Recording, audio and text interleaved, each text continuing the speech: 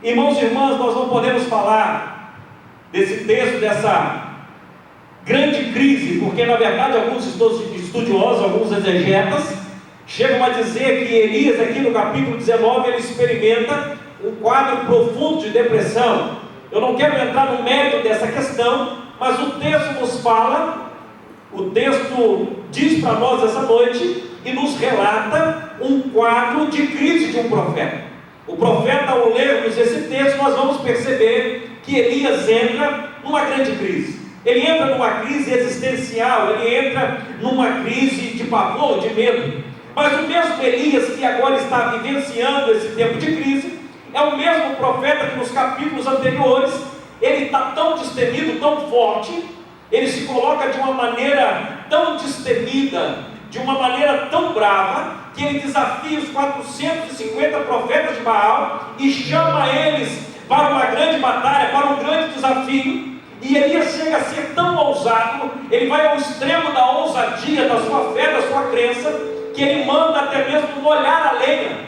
E nós sabemos que lenha molhada não pega fogo. Elias sabia disso, mas a sua fé, a sua crença chega a um ápice tão grande que ele manda molhar a lenha, molhar todo o altar, porque ele queria mostrar que verdadeiramente o seu Deus é Deus. E ele vence os 450 profetas de Baal. Quem conhece o texto sabe. Deus manda fogo, Deus consome toda aquela lenha, todo aquele altar que foi preparado, e os 450 profetas de Baal são vencidos à espada, e Elias sai como um vencedor. Elias vence uma grande luta. Mas o problema de todo ser humano e de todo vencedor, sempre após uma grande vitória, quanto maior for a nossa vitória, maior virá a perseguição. Isso aí é fato. Elias vence, se torna um vencedor, fica conhecido, e eu quero crer que por toda Samaria, por toda Jerusalém, o profeta Elias fez coisa extraordinária, venceu 450 profetas de Baal da Será, se tornou um homem conhecido. Até então nunca se ouviu falar de um homem tão ousado, tão destemido, que realizou uma proeza de tal tamanho. Mas agora Elias ficou conhecido, e ficou conhecido também pelos seus adversários. Ele se torna conhecido como um vencedor, mas ele agora vai receber a afronta dos seus opositores. E deixa eu te dizer uma coisa: o mesmo homem destemido nos capítulos anteriores, agora ele vai sentir-se ameaçado. E a ameaça, deixa eu aqui te dizer uma coisa: a ameaça às vezes é pior do que a própria batalha que nós vamos travar. Porque quando está no âmbito da ameaça, a gente não sabe o que pode acontecer. E Elias recebe essa ameaça de Jezabel no capítulo 19, no início do capítulo 19, acompanhe comigo. Jezabel manda avisar que, por certo, naquela mesma hora, Elias estaria morto. E essa ameaça do nosso campeão chega até o nosso campeão. Essa ameaça chega a ele de uma forma muito terrível, e Elias se sente amedrontado. Nós vamos ver no capítulo 2. Então Jezabel mandou um mensageiro a Elias dizer: assim me faça Deus outro tanto, se de certo amanhã, a estas horas, não puser a tua vida como a de um deles. Ou seja, ela estava ameaçando Elias de morte, que o que iria acontecer com ele foi o mesmo que ele fez com os profetas de Baal. E Elias agora, o medo toma conta do seu coração. E deixa eu te dizer uma coisa: o medo é capaz de deixar qualquer pessoa desorientada. O medo, ele tem o poder de trazer algo ao nosso coração, um certo pavor. E quando Elias sente esse medo e deixa esse sentimento tomar conta dele, nós vamos ver que Elias, ele toma uma atitude. E a atitude que Elias toma é uma atitude impulsionada pelo medo. Em vez de ele procurar briga em outro lugar, acompanhe comigo o texto. E vendo ele, se levantou e se foi e veio a Berseba, que é Judá, e deixou ali o seu moço. Versículo 4. E ele se foi ao deserto. A ameaça, em vez de levar Elias para um outro lugar, para os seus companheiros, para entrar num tempo de busca, para ajudar a sua fé com seus ajudantes, ele deixa o seu ajudante de profeta e vai para o deserto.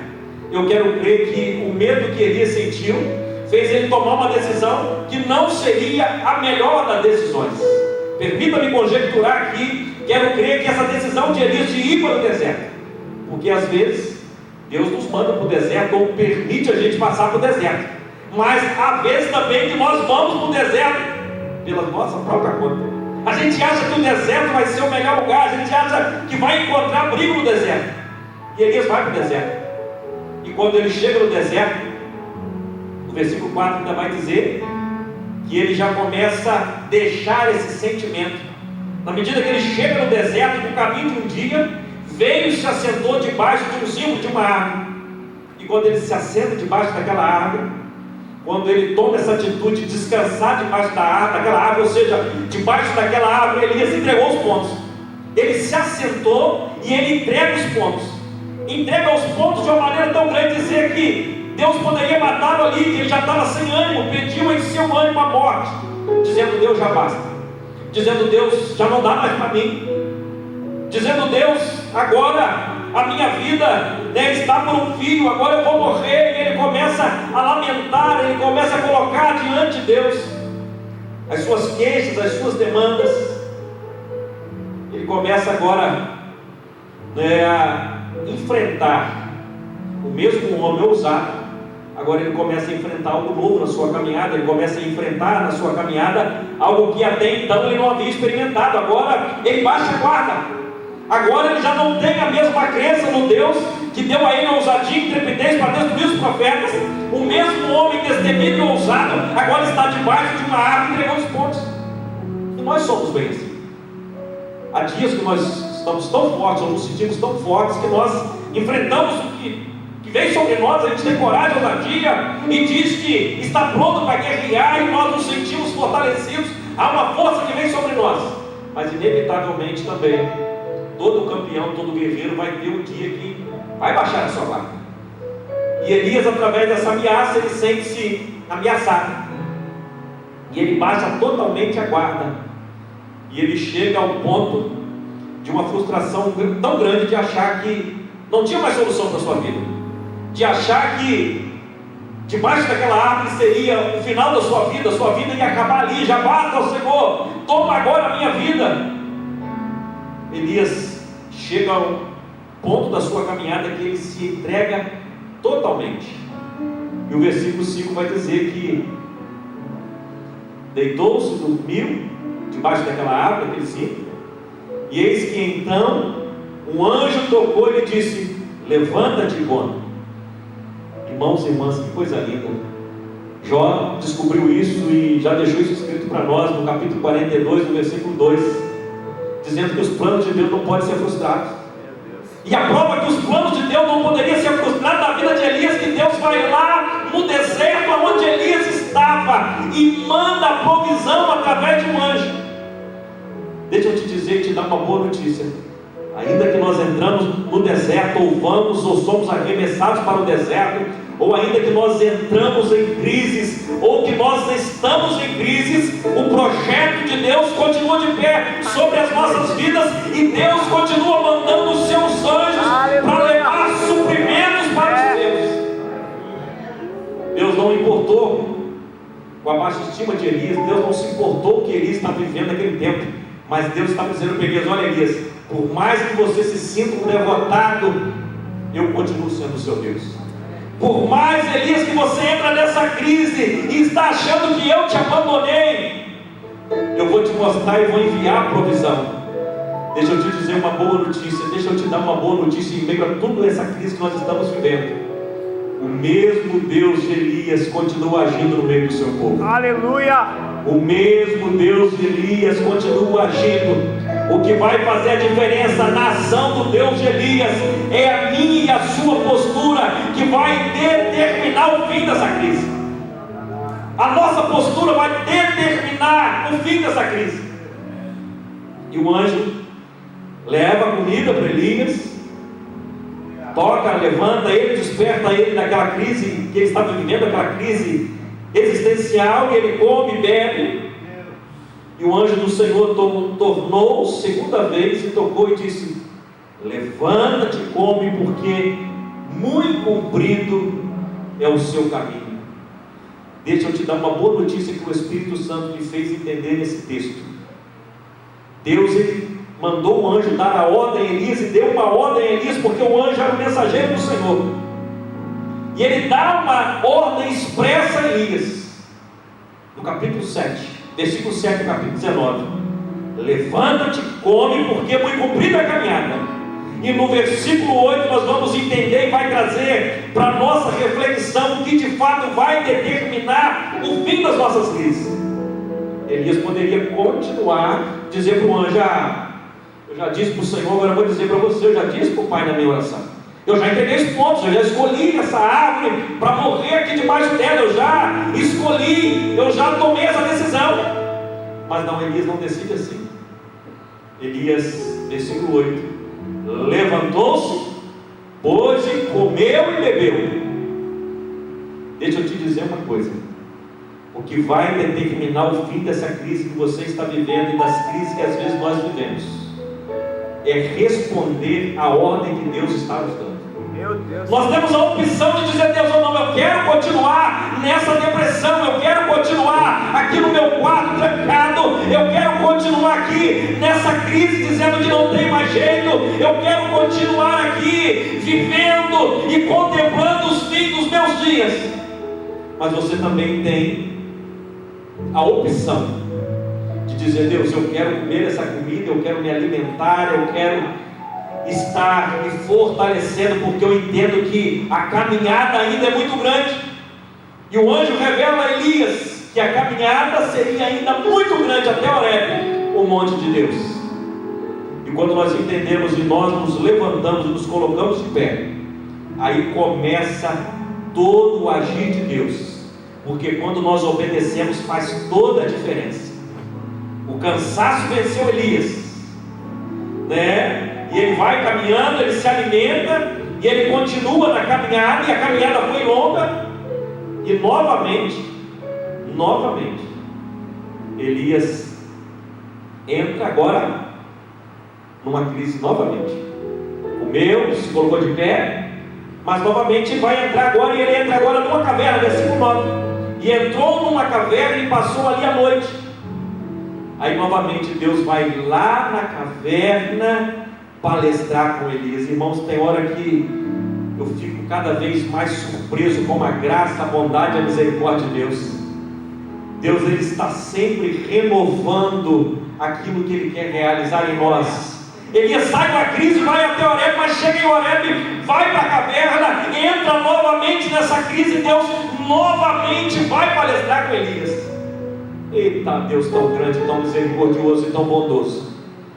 Ele respeita a nossa primeira crise, a segunda crise, e continua sistematicamente criando uma situação para verdadeiramente fazermos entender que a nossa posição não é muito menos debaixo de árvore pedindo morte, e muito menos em caverna. Meu Deus. E quando Elias chega nessa caverna, quando Elias novamente entra dentro desse local que agora vai lhe aprisionar, porque esse local, permita-me conjecturar, a caverna é um lugar fechado, é um lugar escuro, é um lugar que realmente, né, os povos antigos encontravam abrigo, e Elias entra ali, porque ele ainda estava tomado pelo medo, ainda ele estava tomado pelo temor, ele ainda não estava entendendo o que Deus queria realizar. Mas Deus, no versículo 9, e ali entrou numa caverna e passou ali a noite, e eis que a palavra do Senhor veio a ele e lhe disse: que fazes aqui, Elias? Essa é a pergunta célebre de Deus, essa é a pergunta do milhão de Deus. Sempre quando nós entrarmos em cavernas, Ele vai perguntar, e a pergunta vai ser a mesma que Ele fez a Elias: o que você está fazendo nessa caverna? Quantos desses dias estão encavernados, estão dentro da sua caverna, achando que estão abrigados, achando que essa caverna é o seu habitat, vai ser o fim do seu ministério, vai ser o fim do projeto de Deus para a sua vida? Mas Deus continua, e Ele quer fazer novamente essa pergunta para você: o que você está fazendo encavernado? Aprisionado aí, achando que chegou ao fim, achando que não tem mais solução, a pergunta célebre de Deus é: o que faz aí? E no versículo 11, dando seguimento, continuidade, Elias, versículo 10, Elias novamente vai colocar os seus questionamentos para Deus, e Deus vai ouvi-lo novamente. Deus não se importa com as nossas desculpas. Ele é tão paciente que Ele ouve a gente, Ele sabe que a gente vai falar, sabe que o discurso é sempre o mesmo, as desculpas são sempre as mesmas, as desculpas esfarrapadas para Ele são sempre as mesmas. Eu fiquei só eu fiquei, é uma perseguição, ninguém me dá oportunidade, ninguém deixa meu ministério aflorar. As nossas desculpas são sempre as mesmas, e eu quero crer que elas fazem parte da nossa humanidade, da nossa fragilidade humana. Sempre achamos que estamos só, sempre achamos o outro extremo que só nós ficamos. Nós vamos de 0 a 1000 com muita facilidade. Uma hora achamos que estamos só, e uma hora achamos que só ficamos nós. Uma hora achamos que só nós estávamos aqui para fazer, mas na verdade o mesmo segredo que Deus conta a Elias vai nos contar toda manhã: você não está só. Ainda há 7.000 joelhos que não se dobraram a Baal. Há muita gente para me ajudar, muita gente para te ajudar. Há muita gente de Deus, há muita gente que Deus tem levantado. Mas a diferença começa a partir do versículo 11, quando Deus agora dá uma determinação a Elias. Eu quero crer que o anjo falou com Elias quando ele estava deitado, porque o anjo chega já a acordar ele, a mexer com ele 2 vezes. Mas aqui na caverna a postura de Deus já muda, Deus já aperta um pouco mais. Deus já dá uma ordem a Elias. E a Bíblia vai dizer, dentro da nossa língua portuguesa, que Deus usa um pleonasmo, né? Sai para fora, Elias. O que Deus está dizendo aqui, que Deus não fala com homens e mulheres dentro de caverna. Aí tem que sair. Quando a gente está deitado no ápice da crise, Ele até manda um anjo lá te acordar, você se alimentar. Mas quando Deus quer falar, a primeira frase de Deus e a primeira atitude de Deus para comigo e para com você: pode ir de pé. Deus não fala com homens e mulheres deitados. Meu Deus. Ele até manda anjos para nos consolar, para nos alimentar, para nos dar força, para nós nos colocarmos de pé. Porque Deus, quando fala com o homem e com a mulher, Ele requer de nós uma atitude: põe-te de pé. E Elias, diante do Todo-Poderoso, sai para fora e põe-se perante a face do Senhor. Aí Deus começa a revelar algo extraordinário para Elias. Porque quando nós nos colocamos perante o Senhor, nós vamos descobrir algo extraordinário. Nós vamos descobrir de fato quem Deus é. Quando nós tomamos uma atitude e nos posicionamos e saímos da caverna, quando nós nos colocamos perante a face do Senhor, aí Deus começa a revelar, Deus começa, Márcio, a revelar. Ou seja, Ele espera uma atitude nossa, Ele espera um posicionamento nosso, e quando a gente se posiciona, Ele começa a mostrar não só a manifestação da sua glória, não só o seu poder, e Deus começa aqui a manifestar a sua glória diante de Elias.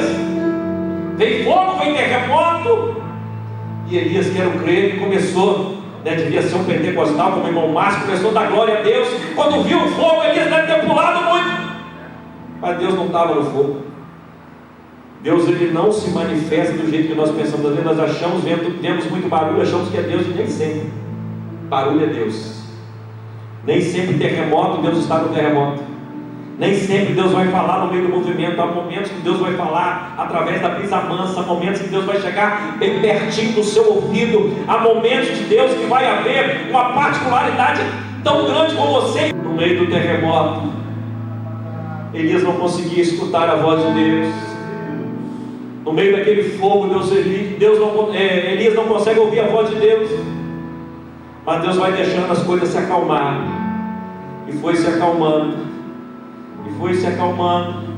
E no meio daquela brisa mansa e suave, Elias escuta de Deus novamente uma pergunta: que fazes aí? E no versículo 14 nós vamos ver novamente Elias colocar as suas justificativas, mas as suas justificativas não vão convencer a Deus. Deixa eu te dizer uma coisa: pare com esse tempo de infantilidade, meninice, achando que Deus vai cair nas suas justificativas. Isso é criancice nossa, isso é infantilidade nossa, achar que as nossas desculpas vão colar para Deus. Deus conhece o mais profundo do nosso coração, Deus conhece o mais profundo da nossa mente. Não adianta, Ele vai até ouvir as nossas justificativas, as nossas desculpas, mas não vão convencer a Ele. Porque o que convence a Deus, escute isso, o que convence a Deus não é as nossas desculpas e as nossas justificativas. O que convence a Deus são as nossas atitudes, irmão. É o nosso posicionamento. É quando a gente decide sair para fora, é quando a gente decide se levantar, é quando a gente decide não ficar mais nessa crise de desculpas, nessa crise de achando que nós estamos abandonados, que fomos abandonados, que Deus esqueceu de nós, que fiz tanta coisa para o Senhor, mas eu já preguei tanto, eu já evangelizei tanto. Não fez nada mais do que a sua obrigação. Você não fez nada mais. E o que você fez não vai servir também como justificativa de Deus. Deus quer saber o que você vai fazer a partir de agora. A obra não terminou. O que Deus estava dizendo para Elias é justamente isso: Elias, ainda não acabou a obra, está entendendo isso? Ainda não acabou o processo, Elias, ainda não acabou a obra que eu tenho a realizar na sua vida e através da sua vida.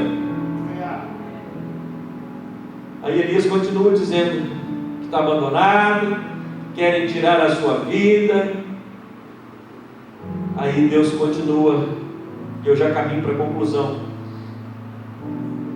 No versículo de número 15, nesse momento de crise, irmãos, nesse momento que nós enfrentamos esses períodos de baixa nas nossas vidas, nesses momentos que nós achamos que estamos só, que nós achamos que a crise vai nos destruir, que nós achamos que não tem mais jeito, que nós achamos que o nosso ministério acabou, que nós achamos que ninguém nos dá oportunidade, que nós achamos que não tem saída para o projeto de Deus na nossa vida.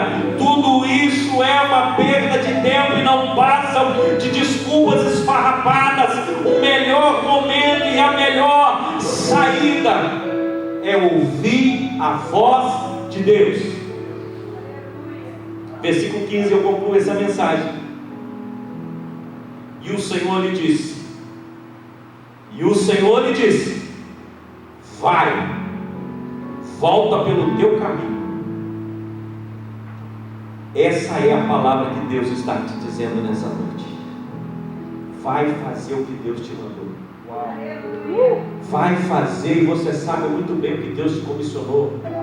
Vai fazer o que você sabe que Deus te chamou desde o ventre da sua mãe. Não há mais tempo para desculpas, não há mais tempo para ficar enrolando, não há mais tempo para ficar, na verdade, dando um monte de coitadinho e achando que não tem mais jeito, não tem mais saída. A palavra de Deus sempre será para aqueles e para aquelas que Ele escolheu. Não adianta pedir a morte debaixo da árvore, não adianta entrar na caverna. Se entrou na caverna, é você mesmo que vai ter que sair. Leva da calabaça. Deus não vai entrar lá dentro da caverna para te tirar. Ele vai te dar uma ordem. Lembra de Lázaro? Ele tinha poder. Meu Deus. Mandou ir lá tirar a pedra e deu uma ordem a Lázaro. Ele dá glória. Meu Deus. Sai, Lázaro. E essa é a ordem que Deus está dando para mim e para você. Sai dessa caverna. Sai e volta pelo mesmo caminho. A dinâmica de Deus é extraordinária. Deus poderia apresentar um novo caminho, um novo projeto para Elias.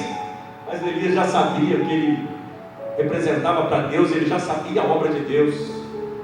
Todos nós sabemos a obra que Deus tem nas nossas vidas. Deus anuncia desde a gente é muito pequeno, ou quando se converte, se entrega ao Senhor, Ele vai sistematicamente anunciando, Ele vai sistematicamente nos direcionando, Ele vai sistematicamente criando situações para a gente se adequar ao projeto. Mas o problema é que a gente pega uma briga com Deus e estamos sempre querendo fugir do projeto, estamos sempre criando desculpas para sair do projeto. Deus poderia anunciar um novo caminho, Escute isso, eu concluo essa palavra, isso é profundo. O Espírito Santo revelou isso ao meu coração. Deus poderia anunciar um outro caminho para Elias. Elias, vai por aqui, porque agora aqui Jezabel não vai te alcançar. Mas Deus manda Elias voltar pelo mesmo caminho. Ei, deixa eu te dizer uma coisa aqui, vai já, irmã Lília, ei, deixa eu te dizer uma coisa, você vai ter que voltar pelo mesmo caminho. Você sabe o caminho da volta, você sabe para onde você tem que voltar, você sabe aonde Deus tem obra na sua vida, você sabe aonde você deixou de cumprir o projeto. Então não adianta criar desculpas, não adianta você ficar dentro dessa caverna encavernado, achando que vai morrer dentro da caverna. Não vai. Deus está te dando uma oportunidade. Sai para fora, põe-te de pé, e Ele está falando contigo. Volta pelo mesmo caminho. Ah, mas Senhor, a igreja está fechada. Deus não está te falando de igreja, está falando de obra. Meu Deus. O que Deus está falando para Elias aqui é para ele fazer a obra. Ainda tinha uma obra. Ele precisava ainda ungir um rei. Ele precisava ainda preparar um profeta para colocar no seu lugar. Deus fala de forma tremenda aos nossos corações, seja no deserto ou na caverna. Não há limites para a ação de Deus em nós. Aonde você está, o melhor é você ouvir a voz de Deus. Volta para a posição que Deus te quer. Não foi Ele que te tirou, foi você que saiu. Deus não tinha levado Elias para esse deserto. Elias foi por conta própria. Se ele fica onde ele estava, Deus ia dar a cobertura. Ele, Deus não havia mudado, Deus é o mesmo. Mas ele, pelo medo, enfrentando uma crise de medo, ele vai para o deserto, se entrega debaixo daquela árvore e começa a sua lamentação. Mas nada disso resolveu. Deus continuava firme no projeto da vida do profeta Elias. E o projeto de Deus na sua vida continua de pé. Não sei se você está em cima de uma cama, não sei se você está aí na sua casa, se lamentando ou chorando, mas a palavra de Deus é: ponte de pé, levanta-te, sai dessa caverna e vai fazer aquilo que Deus te comissionou. Volta pelo mesmo caminho, volta para o lugar que você estava. Ah, Senhor, mas eu quero ir agora para outro lugar. Talvez nessa outra igreja vão me dar oportunidade, talvez lá vão enxergar o meu ministério. Não. Volta. Se você saiu daqui, volta para aqui. Da onde você saiu, volta e vai cumprir o que Deus tem na sua vida. Que Deus te abençoe poderosamente. Que a palavra do Senhor nos alimente nessa noite. E ainda que nós estejamos em alguns momentos de crise, ela vai passar. Ela vai passar. Deus pode mandar terremoto, Deus pode mandar fogo, Deus pode mandar vento, mas Ele pode também soprar uma palavra mansa e doce no meio do teu ouvido. O que fazer? Ponte de pé, ponte de pé e volta pelo mesmo caminho, porque ainda tem uma obra grande a cumprir na sua vida. Deus nos abençoe nessa noite. Se coloque de pé, vamos orar.